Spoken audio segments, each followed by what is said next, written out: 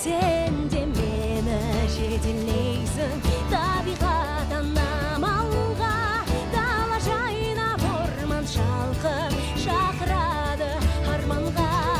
Қыран құстай самғайынмен қанат жайып күнде, жұлдыздайын жарқырайын жайнайын төрінде. Өрлейін самғайын көк аспанды шарлайын, әрдайым жермен бірге самғайын.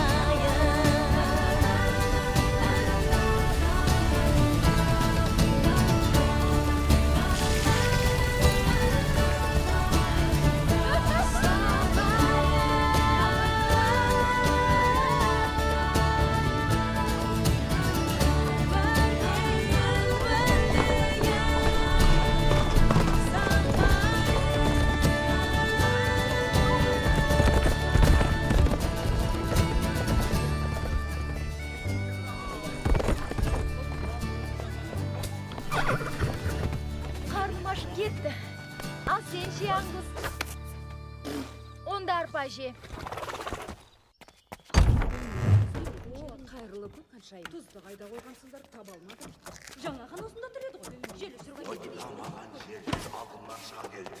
Мұндай үлкен аюды өмірі көрген емеспін. Үсті басына найзалар қадалған, бір жақ езі ұшырылған. Бір көзі соқар. Семсерімді суырып алдым да. Деп сілтеп қалғанда, қолындағы семсері мұртсынады. Шап беріп аяғын жұлып алды. Шайнап жұтып жіберді. Әй, өзім айтайын деп қарашы. Арду содан бері із-түссіз жоғалды. Ол ну орманда жасырынып сәті келгенде өзінің кегін алмақшы.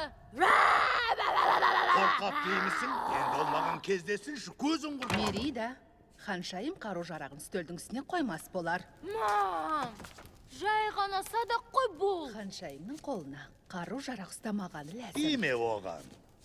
Қаншайым болсын болмасын күресе білу керек. Мам, бүгін естігенімді айтайыншы?